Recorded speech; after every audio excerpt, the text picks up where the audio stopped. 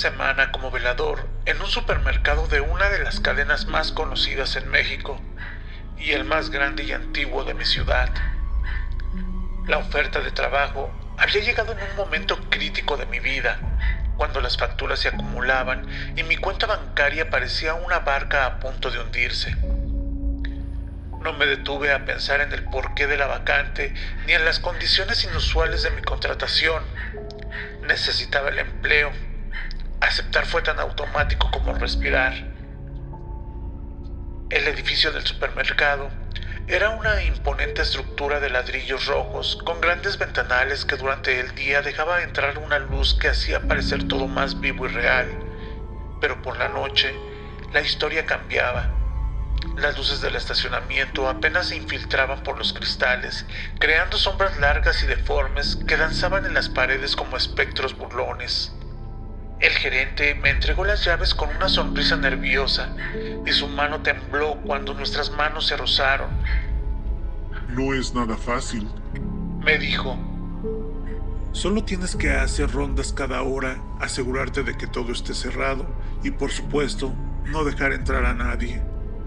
Sus ojos se desviaron, como si ocultaran un secreto que las palabras no podían revelar.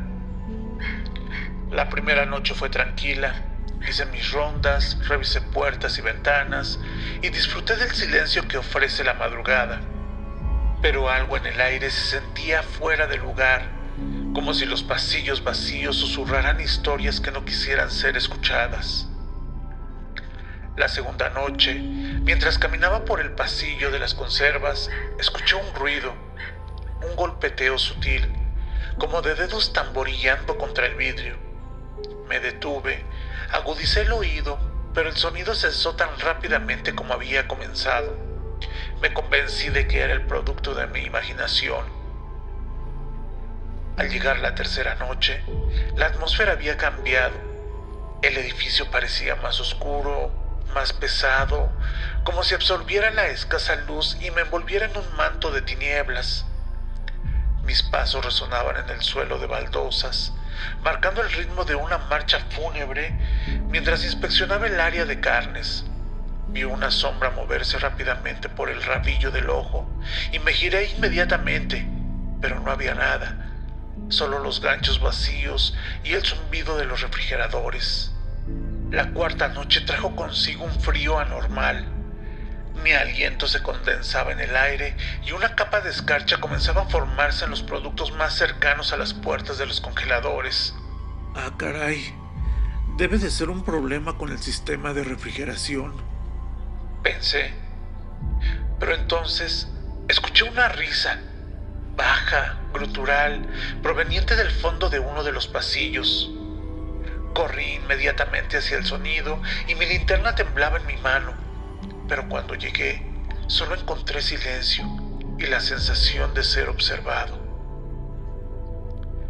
La quinta noche decidí enfrentar mis miedos. Me senté en la oscuridad, en medio del pasillo principal y esperé. Esperé a que algo sucediera, a que alguna entidad se revelara.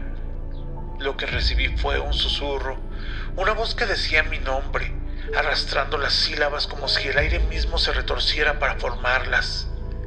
Me levanté de un salto y encendí todas las luces que pude. La electricidad zumbaba en mis oídos, pero el susurro continuó más insistente, más cercano. En la sexta noche, ya no pude ignorar los sucesos. Los productos se caían de los estantes sin razón aparente, los carritos se movían por su cuenta y las luces parpadeaban en un código que no podía descifrar. Las cámaras de seguridad mostraban figuras que se desvanecían cuando intentaban enfocarlas y los espejos reflejaban una figura que no era la mía, distorsionada y oscura. La séptima noche, en verdad que no quise entrar. Sentía cada célula de mi cuerpo gritarme que huyera, pero algo me llamaba desde adentro, una voz que no era mía, pero conocía demasiado bien. Era la voz de mi desesperación. Una invitación a descubrir el misterio que se ocultaba entre las sombras de aquel lugar. Así que tomé profunda bocanada de aire, sentí el frío calar en mis huesos y con la determinación de un hombre que no tiene nada que perder, crucé las puertas automáticas que que sorprendentemente se abrieron sin mi intervención. La luz parpadeante del vestíbulo me recibió como un guiño cómplice. La noche se había instalado en el interior del supermercado como un inquilino que no paga renta, pero que tampoco puedes echar. La oscuridad parecía pulsar con vida propia y cada sombra se retorcía con una intensidad maliciosa. Comencé mi ronda y cada paso un desafío a la opresiva atmósfera que me rodeaba. Llegué al pasillo de las conservas, donde la primera noche había oído aquellos golpeteos. Pero esta vez no hubo ruidos, pero los tarros se alineaban en el suelo, formaban un sendero que me invitaba a seguir. Aunque cada figura de mi ser me gritaba que no lo hiciera, caminé. El sendero me llevó a la sección de frutas y verduras. Las luces aquí estaban completamente apagadas y la linterna apenas cortaba la densidad de la oscuridad. Fue entonces cuando lo vi. Un hombre anciano estaba parado al final del pasillo con una expresión vacía y ojos que parecían tragarse la luz. ¿Quién es usted? Pregunté. La voz me temblaba más de lo que me hubiera gustado admitir. No respondió. En cambio, extendió un brazo y señaló hacia la sección de carnicería. En ese momento deseé correr, pero mis pies se movían por voluntad propia, arrastrándome hacia donde el anciano indicaba. Al llegar, el frío se hizo aún más intenso. Los ganchos vacíos oscilaban levemente como si algo recién hubiera dejado de colgar de ellos. Fue entonces cuando escuché un llanto que se convirtió en gemido y luego en un grito desgarrador que parecía venir de todas direcciones. Cerré los ojos intentando bloquear el sonido cuando sentí una mano en mi hombro. Abrí los ojos y ahí estaba, frente a mí el anciano. Pero no era un hombre. Su piel era translúcida y podía ver la estantería a través de su figura. ¿Qué quiere de mí? Balbuceé. Con una voz que sonaba como el crujir de hojas secas, el espectro habló. Estás aquí por nosotros, para liberarnos. ¿Liberarlos? ¿Liberarlos de qué? De la maldición que nos ata a este lugar. Fuimos olvidados, perdidos entre los pasillos y las ofertas, consumidos por la avaricia y el olvido. En ese momento mis pensamientos giraban.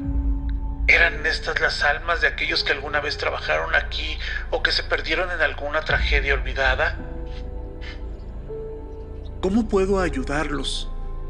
Pregunté sintiendo un peso en mi pecho que no era completamente mío. Encuentra la verdad, revela nuestra historia y solo así podremos descansar. En ese momento, el anciano desapareció, dejándome solo con una misión que no entendía completamente y un miedo que me consumía. Pasé el resto de la noche buscando registros antiguos, noticias, cualquier cosa que pudiera darme una pista sobre lo que había sucedido en ese lugar. Lo que descubrí al amanecer me dejó sin aliento. Hace décadas, un incendio había consumido parte del supermercado, una tragedia oculta por la compañía para evitar el escándalo. Y las víctimas, trabajadores nocturnos como yo, habían sido olvidadas, sus muertes nunca honradas ni reconocidas. Armado con esa verdad, volví al supermercado la siguiente noche. Sentí una calma extraña, una serenidad que no había estado presente antes. Frente a los escombros del viejo incendio, que había quedado ocultos tras la pared recién pintada, coloqué una pequeña ofrenda de flores y velas y empecé a hablar en voz alta, relatando la historia de aquellos cuyas vidas habían sido apagadas por el fuego y la negligencia. Ustedes no están olvidados, les dije con firmeza, sintiendo la presión del aire como si escucharan cada palabra. Conozco sus nombres, sé lo que les pasó y compartiré su historia. Tienen mi palabra. No hubo un estruendo ni un cambio abrupto en el ambiente, pero poco a poco la temperatura comenzó a subir hasta alcanzar un nivel más natural y el aire se sintió menos pesado, como si un peso ancestral se levantara de los hombros del edificio. Decidí que no era suficiente con un simple reconocimiento privado.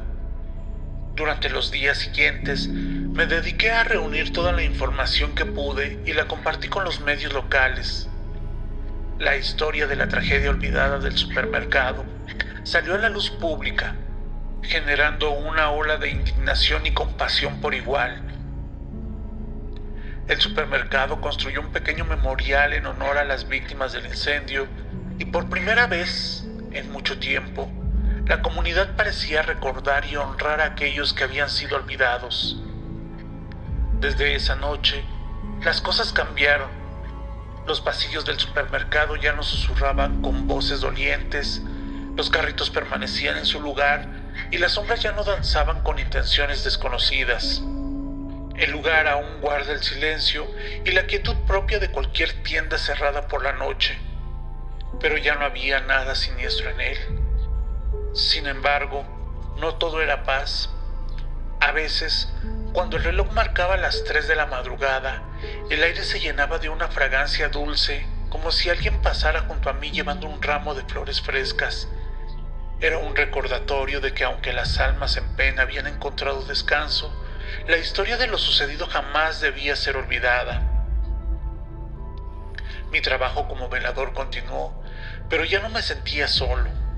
Había una especie de compañía silenciosa, una gratitud que trascendía palabras y presencias físicas. No volví a experimentar el horror de los primeros días, pero tampoco olvidé las lecciones aprendidas. El poder de la verdad para liberar a los atrapados entre mundos y la importancia de recordar a aquellos que la historia ha dejado atrás. El supermercado siguió siendo un lugar de compras y de encuentros cotidianos, pero para mí siempre sería el sitio donde lo paranormal se entrelazó con lo mundano, donde el horror me llevó a una comprensión más profunda de los lazos que unen a los vivos y a los muertos. Y aunque la vida continuó y los días se volvieron rutinarios una vez más, las sombras de aquellos pasillos siempre tendrían una historia que contar. Y yo seré el portador de esa historia, el guardián de la memoria de aquellos que alguna vez vigilé.